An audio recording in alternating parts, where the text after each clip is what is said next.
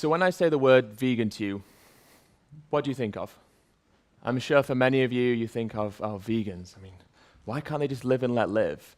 I personally have no problem with you being vegan, but can you not force your views and just respect my personal choice to eat animal products? For some of you, you might be thinking, no, vegan. I could never be vegan. I love the taste of cheese far too much for that. And some of you might just be confused and thinking, but eating meat's the circle of life. And after all, other animals eat other animals, so why can't I? These are a selection of the things that I used to say when someone said the word vegan to me. But I also used to say that vegans were crazy and that no one should ever go vegan. But now I am vegan. And so how on earth did that happen? It's a question I often ask myself, and so to try and understand why it is that I'm now vegan, I want to go through all the main arguments that I used to make and show you why I changed my mind. And so the first one is personal choice. Can we morally justify not being vegan by saying that it's our personal choice to consume animal products? Well, interestingly, yes, it is our personal choice to consume animal products in the same way that it's our personal choice to abuse a dog or beat a cat. In essence, what I'm saying is that every action that we make is a choice that we personally choose to make. And so to imply that it's morally justifiable to use animals because it's a personal choice would mean that every action that we as humans can make must also be morally justifiable because every action is a personal choice. And so, is it morally justifiable to randomly assault a stranger on the street? Is it morally justifiable to go to a shelter, rescue a dog, bring them home, and then abuse them yourself? No, of course it's not. Because those choices have a victim, someone who suffers negatively because of the personal choice that we have made. And so consequently, the inclusion of a victim removes any possibility for moral justification. And besides, one of the reasons that I went vegan in the first place was for personal choice. The personal choice of the trillions of animals who are killed every single year, who, if granted their choice, would just like to live their life without human-inflicted exploitation. Remember, animals don't willfully walk onto the kill floor of a slaughterhouse. They are forced there against their will. Any notion of choice has been removed for them. And so when we cite personal choice as a justification, whose personal choice are we considering other than our own? And if it is a choice, then why would we choose to be cruel? And so we might then think, yes, but the difference is these animals are bred for that purpose, which is why your example of abusing a dog is disingenuous, because that's just needless suffering. To which I would say, yes, but most of us find dog fighting to be morally abhorrent. Yet many dogs used in fighting are bred specifically for that purpose. Doesn't make it acceptable. And so we might then say after that, yes, but dog fighting is illegal in this country. But farms and slaughterhouses are allowed under law. They are lawful practices. But does legality equal morality? Is something acceptable just because the law says so? I mean, if that was true, then dogfighting would be moral in the countries where it's legal. And if we apply that way of thinking, let's take it to a human situation. Is female genital mutilation a moral and acceptable practice in the countries where it's legally condoned? And let's take this argument and this line of thinking and apply it to the culture and tradition excuse as well. Is it justifiable to kill dogs during the Yulin Dog Meat Festival because the festival is a cultural event?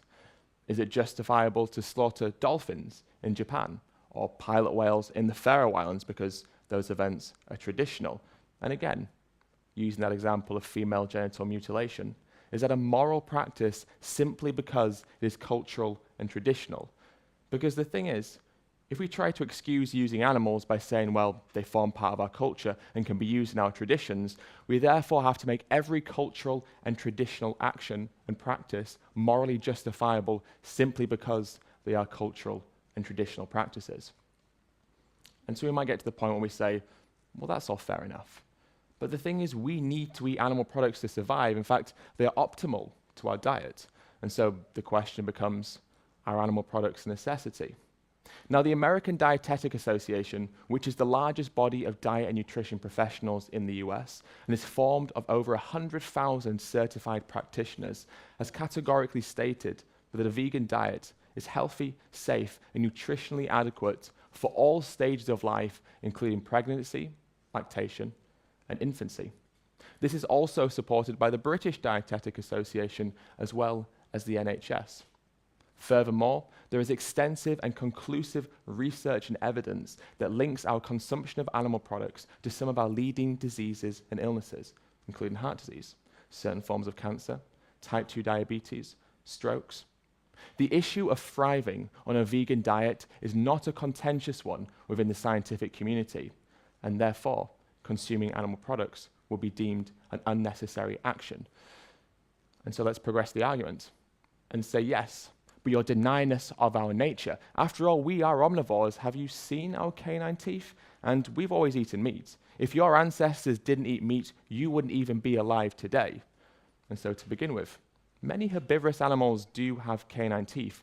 Take the saber-toothed deer as an example, which means that canines don't necessarily equate to meat eating. Furthermore, there's many people out there that believe that biologically and physiologically speaking, our bodies are more closely aligned to that of herbivorous animals rather than omnivorous animals. They point to the fact that our intestines are on average around 3 times longer than that of the average omnivore. The fact that our jaws, they grind side to side when we chew, like the jaws of herbivorous animals, and the fact that the hydrochloric acid in our stomach is comparatively weaker to carnivores, but also omnivores as well. But personally, I find that entirely irrelevant. I don't think it really matters if we're herbivores or omnivores. I mean, just because we can physically do something doesn't mean that we are morally justified to do so. And because we don't have to eat meat, that means we can survive off plants. So biologically speaking, it makes no difference because we don't have to do it. And therefore, in the absence of necessity, there's the absence of justification as well. And so I also think it's a little bit logically dishonest, a bit disingenuous that we claim that we're somehow built to be intrinsically designed to kill animals, yet so many of us would never want to kill the animal ourselves. And so if we wouldn't want to kill the animal ourselves, why is it acceptable to pay for someone else to do it on our behalf? I've always found it interesting when I try and show someone slaughterhouse footage and they say, "Don't show me that. That's going to put me off my food." And I say, well, why? Why would seeing the process of how animal products arrive on your plate put you off consuming them? That seems to make little to no sense to me. And also, why is it that we get upset when we see footage of animals being killed in gas chambers or animals struggling to survive as they desperately try and flee from the kill floor they're being forced onto? Let's take that idea of ancestors and run with that for a moment, because our ancestors used to do lots of horrible things. They would rape. They would murder. Are those actions automatically justified in society simply because our ancestors used to commit them? And besides, why would we ever base our morality on the actions of a primitive society when modern day notions of right and wrong didn't exist, and in the absence of choice, consuming animals was a necessity for their survival? Let's take that argument, because it's also pertinent when we look at the animals eat other animals excuse as well. Just because a lion kills and eats a gazelle doesn't mean we're justified to go to a supermarket and buy a steak. Lions are obligate carnivores, which means they need to eat meat to survive. As we've already established, we don't. And like before, why would we ever base our morality on the actions of wild animals who are consistently documented as doing things that we would never deem acceptable within our own country, or indeed within our own society in general? And so the argument continues even further. And so let's run with that idea of necessity and survival, because I'm pretty sure that if a vegan was stranded on a desert island, right, and the only thing they had to eat was an animal, they would definitely do it. And so the reality is, no one knows how they'll react in an extreme survival situation. That's really the point of the argument. To make vegans seem hypocritical if they say they might eat the animal if they absolutely had to survive. But there's been documented cases of humans cannibalizing to survive. There was a plane crash in the Andes, and the survivors of the plane crash lived because they cannibalized on the flesh of the dead passengers. And so cannibalism, in effect, became a justifiable act in that moment. Doesn't mean that cannibalism is a justifiable act in everyday society.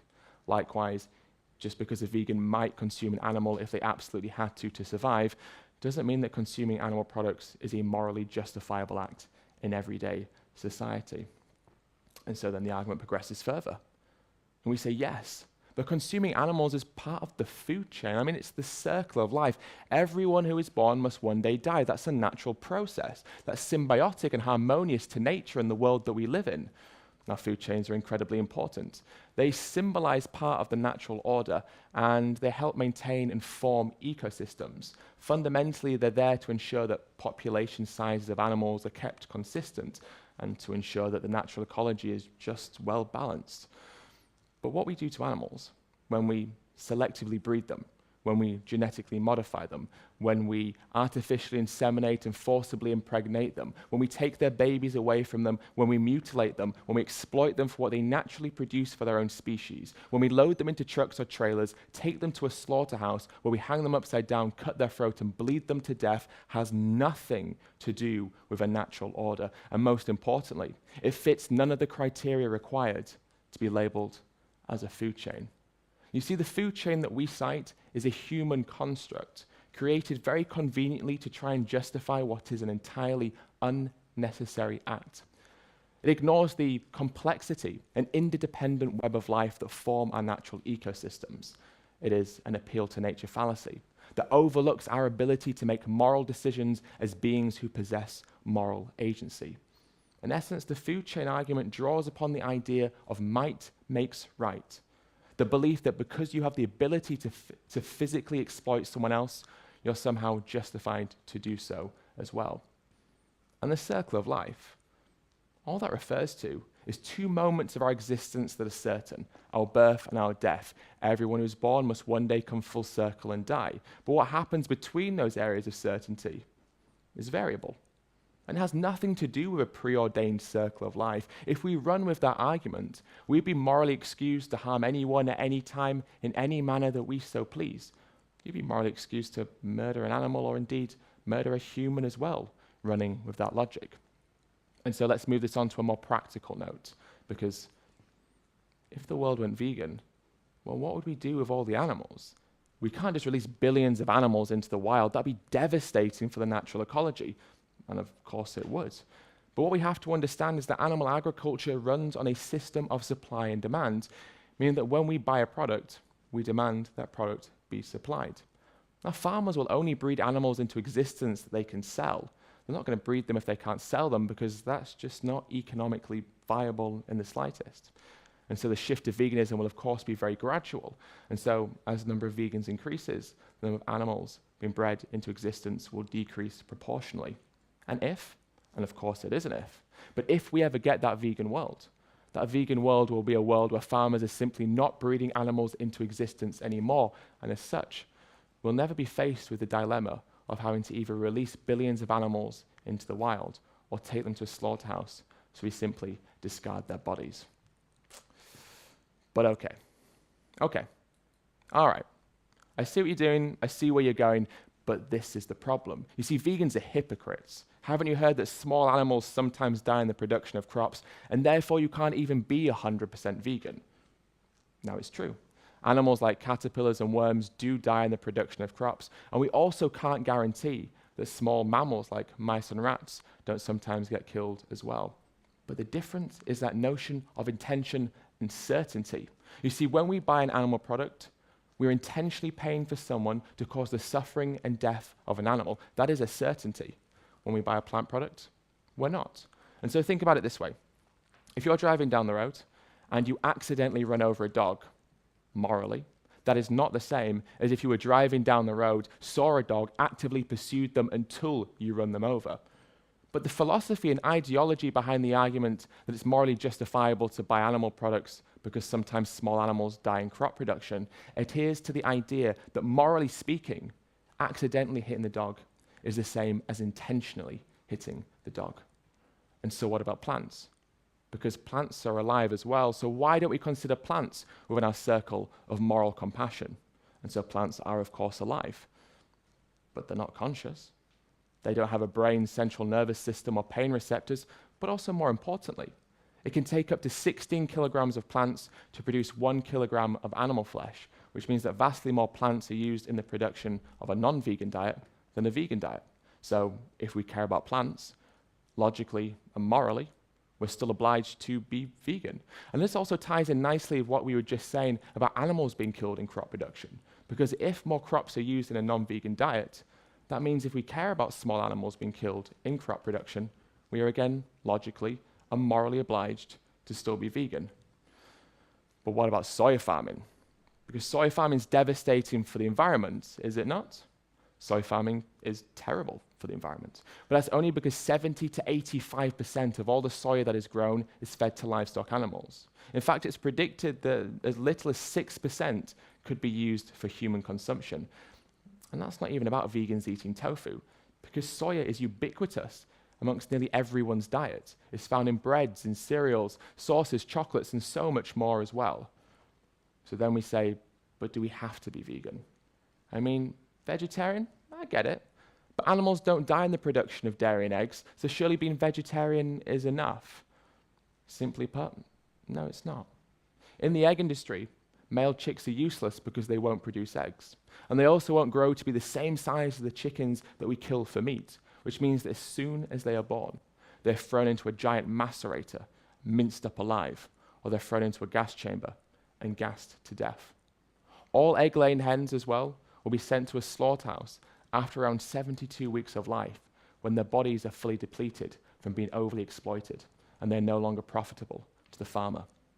In the dairy industry, dairy cows will only produce milk to feed their children. They are mammals, just as we are.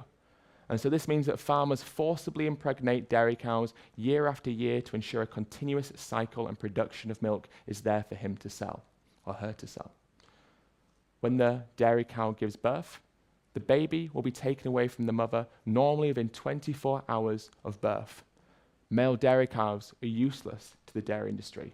And so this means that approximately 95,000 male dairy calves are killed shortly after birth in this country alone, normally by being shot in the head. This is because they won't produce milk, and are sometimes not profitable enough to be sold on for beef. The female calves will be raised, and they too will join the herd, where they will be forcibly impregnated year after year, and all dairy cows are sent to the slaughterhouse as well. Which means that dairy and eggs are pretty much the same as meat, but potentially even worse, because the animals suffer for longer, and yet they still are killed in the same way. And so let's talk about humane slaughter. This is something we often hear when we talk about the killing of animals in slaughterhouses. Now, the word humane means having or showing compassion or benevolence, which means that humane slaughter is, of course, an oxymoron, because you can never compassionately or benevolently take the life of an animal who does not wish to die and who does not have to die. And so that brings us on to our final excuse: taste. And so I want to leave you with a couple of questions. What has higher value, taste or life? Do we require more than sensory pleasure alone to morally justify an action? Remember that a meal to us lasts only a matter of minutes, but that meal has cost an animal their entire life. We take their life for a moment that is fleeting, a meal that we forget about almost as soon as we have consumed it. I used to think that vegans force their views.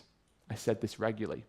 But one day I realized that nothing can ever be as forceful as taking the life of someone who does not wish to die, taking the life of an animal who does not wish to die.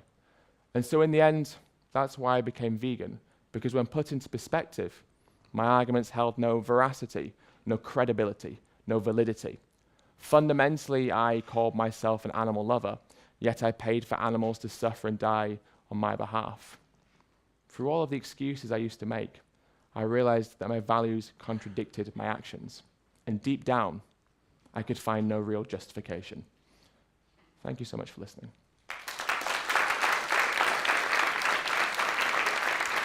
Thank you.